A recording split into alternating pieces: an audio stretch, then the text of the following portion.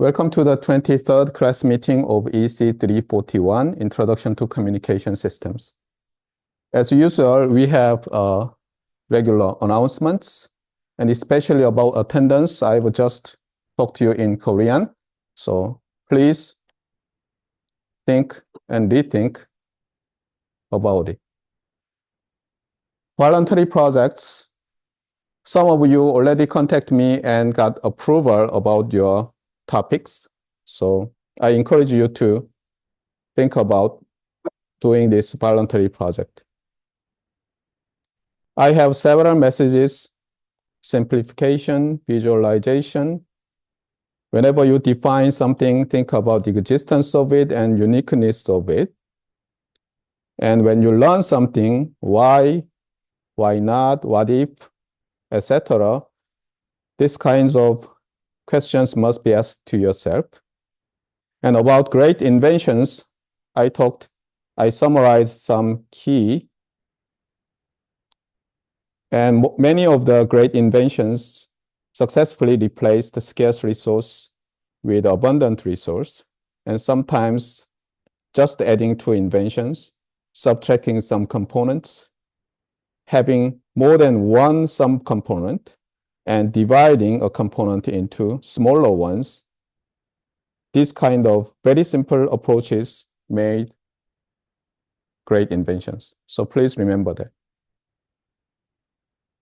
Last class meeting, there was nothing to modify and correct. No corrections. So we are today still doing chapter 5, baseband digital transmission.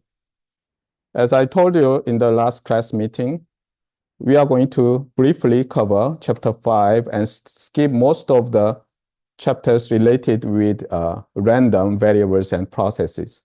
So basically, we are going to skip and directly go to chapter 12, information theory, but the coverage will not be something like information theory. I will talk more about why we think about it and what was the successful results of information theory and coding. Let's review last class meeting briefly. The most important message was this: communication technology is all about designing encoder and decoder pair for source channel destination triplet. Triplet means something consisting of three things. So here you have information source and destination, and here goes the channel. Communication theory is all about designing here some electrical equipment called encoder and another one called decoder, so that your source signal can be successfully converted and matched to the characteristic of your communication channel, and decoder converts the signal from the channel and regenerate the message signal. So what you want to do is to design this encoder and decoder pair, which are sometimes called transmitters, receivers, and under some other names. So this is the basic structure. Sometimes we subdivide this encoder and also this decoder. And some of you have seen that the encoder consists of source encoder and channel encoder, and the receiver, or simply receiver decoder, consisting of channel decoder and source decoder. However, I emphasize that this separation of source encoder and channel encoder of this transmitter is not always justified. Sometimes this separation is fully justified, even mathematically. And of course, this separation of channel decoder and source decoder is justified. So remember, this is quite often observed in the transmitter and receiver design. However, it's not always retains optimality of your system.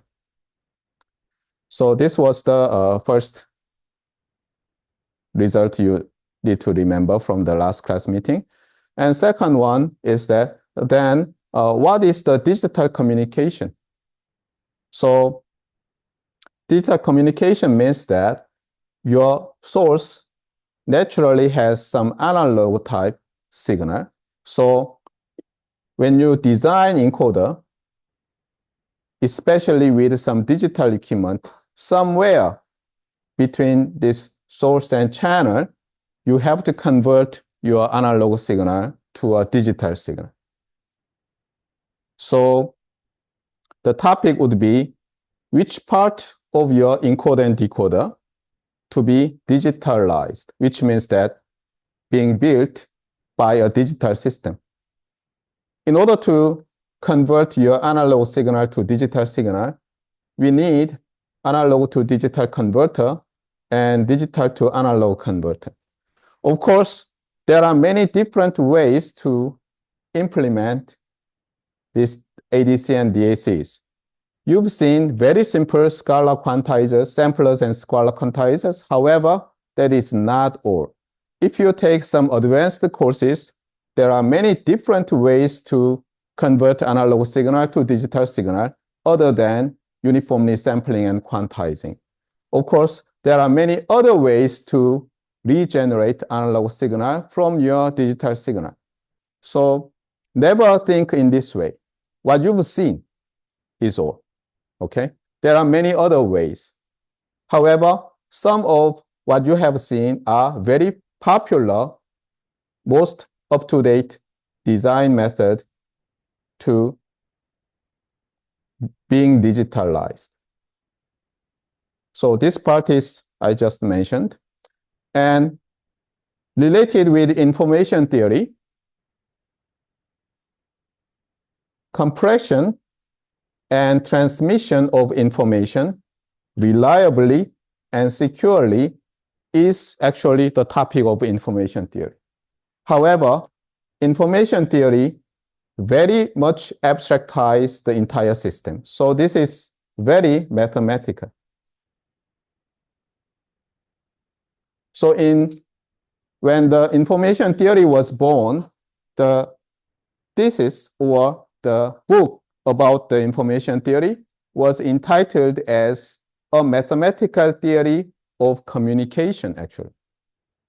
Mathematical theory of communication. So you may regard very highly mathematical theory of communication is information theory. However, even though very theoretical, the results has affected a lot of practical system design because it provided how much reliably we can transmit, how fast we can transmit over some channels with infinitesimally small error. So information theory is kind of utmost mathematical theory of communication. So you are very much a kind of engineer mathematician, or you want to be an engineer mathematician, you may need to have interest in information theory.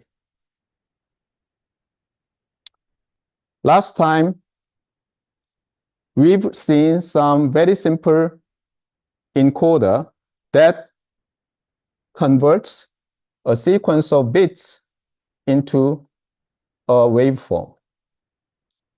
And these set of encoders are called line coders. And here goes some examples. Here on top, you have a part of the sequence of bits. So you have 0, 0, 1, 0, 0 something. And depending on your encoding scheme,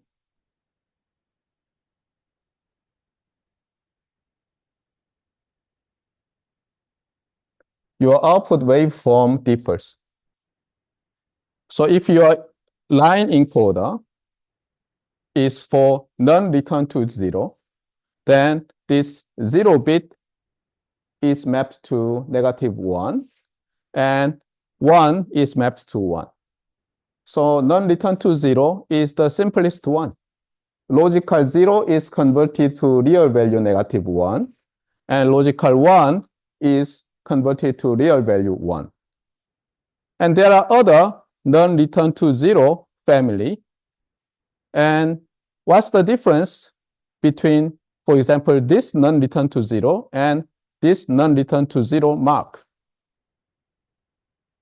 And you can easily see that whenever there is a bit flip, then the polarity of the waveform changes.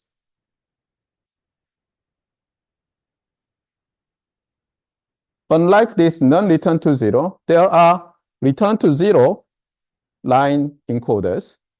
And return to 0 line encoders, as the name says, the level of analog signal or continuous time signal as the output of this encoder returns to 0. So see the first, for example, 1 unit of second, 1 second. Then here, here, your signal stayed at 0. So you may say that it returns to 0. And here, this 0 is mapped to 0. And see this 1. In half of the interval, it goes up to 1, but it returns to 0. So in this way, logical 0 is mapped to a 0 pulse, and logical 1 is mapped to 1 0 pulse. In this way, your output signal has the property of return to 0. And the reason why here unipolar means that its value is either 0 or 1 always. What about then polar return to 0? You can easily see the difference. For the logical bit 0, now you have a -1, and then your signal returns to 0. Again, for 0, your signal becomes -1, then returns to 0. And here, unipolar and polar has the same 1 and 0. Bipolar returns to 0 looks similar to this unipolar returns to 0.